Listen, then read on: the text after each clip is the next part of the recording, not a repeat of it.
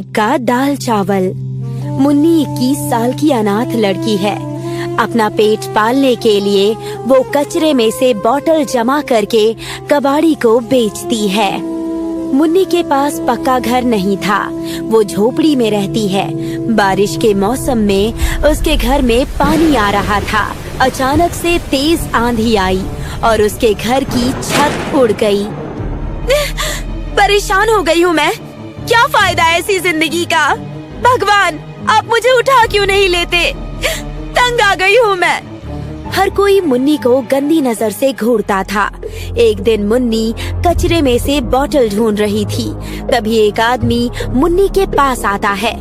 मुन्नी, अरे मुन्नी, तब से कचरे में क्या ढूंढ रही है? तुझसे मतलब? अपना काम कर तू। आए हाय, तीखी जबान। मेरे साथ मेरे घर चल, तुझे रानी बना के रखूंगा।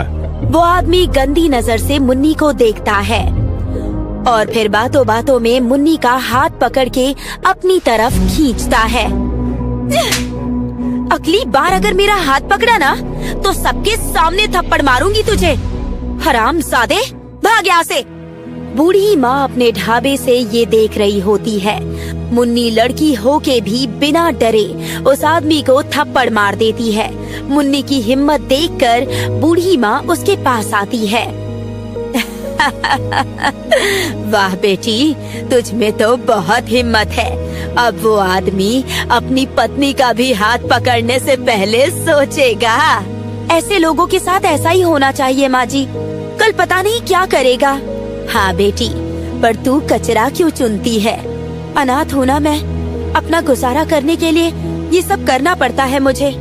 और इसी बात का फायदा ये लोग उठाते हैं। राह चलते छेड़ना, बुरी नजर से देखना। अगर मेरा भी परिवार होता तो ऐसा नहीं होता मेरे साथ। मेरी भी कोई औलाद नहीं है। अब से तू यहीं मेरे साथ रहेगी, एक परिवार की तरह। क्या सच में? हाँ, अब से ये ढाबा जितना मेरा उतना ही तेरा है। मुन्नी बूढ़ी माँ के साथ उन्हीं के ढाबे पे रहने लगी। हर दिन ढाबे की साफ सफाई, झाड़ू पोछा और खाना बनाने में बूढ़ी माँ की मदद करती थी वो। क्या खुशबू आ रही है। क्या फायदा ऐसी खुशबू का जब लोग खाना खाने आते ही नहीं हैं। सब लोग उस बड़े होटल में खाना खाने जाते हैं। इस ढाबे में तो कोई भी आता ही नहीं है। बूढ़ी माँ, सब आएंगे। वो कैसे? शायद लोग बोर हो गए हैं वही दाल चावल खा खा कर, इसीलिए कोई नहीं आ रहा है। मुझे तो ज्यादा कुछ बनाना भी नहीं आता। तुझे आता है? हाँ, अब से खाना मैं बनाऊंगी। मुन्नी ने दाल चावल की जगह खट्टी दाल और मिर्च वाले चावल बनाए। मुन्नी के खाने की खुशबू बाहर तक आ रही थी। खुशबू इतनी अच्छी थी कि बूढ़ी माँ से रहा नहीं गया और वो एक प्लेट में खाना परोसकर खाने लगी।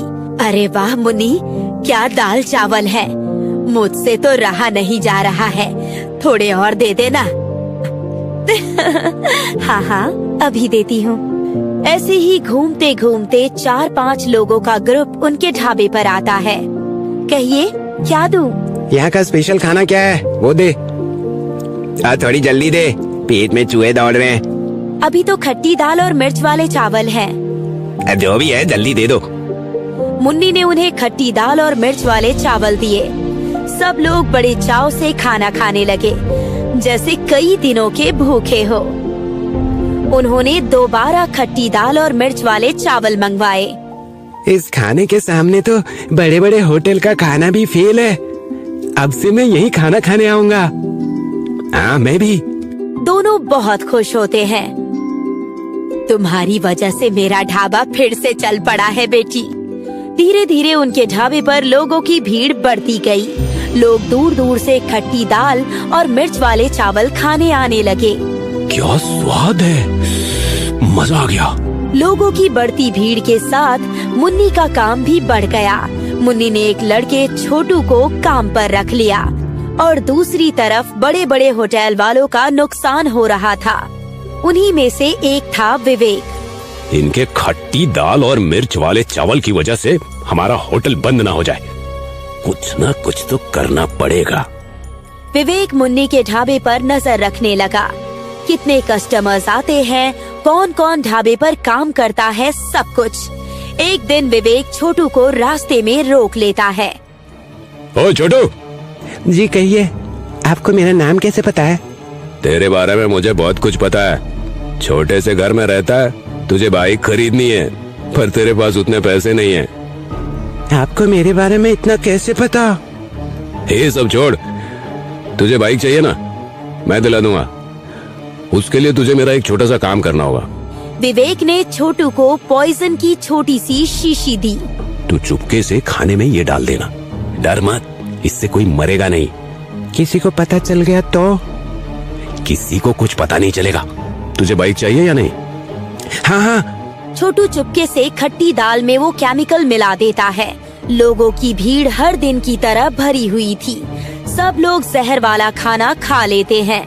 खाना खाने के थोड़ी देर बाद लोगों की तबीयत खराब होने लगती है।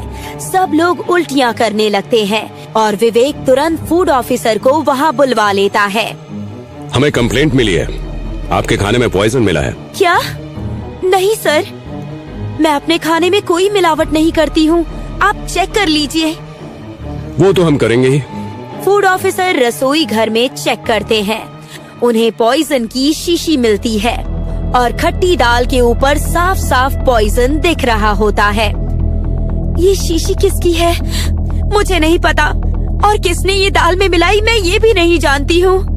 जहर मिलाती है। अब तुझे जेल में पता चलेगा कि लोगों की जान के साथ खेलने का नतीजा क्या होता है। मुन्नी ऑफिसर को समझाने की कोशिश करती है, पर कोई भी मुन्नी की बात नहीं मानता है और मुन्नी को जेल हो जाती है। विवेक बहुत खुश होता है। लोग पहले की तरह उसके होटल में आने लगते हैं। बहुत अच्छा लग रहा है, इतने दिनों बाद फिर से इतने लोगों की भीड़ देख के। अब भगवान जाने अब मुन्नी की क्या हालत होगी। विवेक छोटू को एक महंगी बाइक दिला देता है। अब से ना तू मुझे जानता है ना मैं तुझे। हाँ। 6 महीने बाद जैसे तैसे बूढ़ी माँ मुन्नी की जमानत करवाती है। अब फिर से मुझे अपना ढाबा चालू करना होगा। पहले ये पता लगाना होगा कि पॉइजन की शीशी आई कहाँ से थी। मुन्नी ढाबे पर पहुँचती है। ढाबे की हालत बहुत खराब थी। तभी मुन्नी छोटू को देखती है, एक महंगी बाइक पर सवार। मुन्नी को छोटू पर शक हो जाता है। मुन्नी छोटू के घर जाती है। छोटू कहाँ है? अरे मुन्नी जी, आइए आइए, बैठिए ना। छोटू अभी आता ही होगा। आपने गांव की जमीन क्यों बेची? मुन्नी, हमारी गांव में कोई जमीन ही नहीं है बेटा। क्या? तभी छोटू आया और मुन्नी को देखकर डर गया। छोटू का डरा चेहरा देखकर मुन्नी समझ जाती है कि हो ना हो ये सब छोटू का ही किया धरा होगा।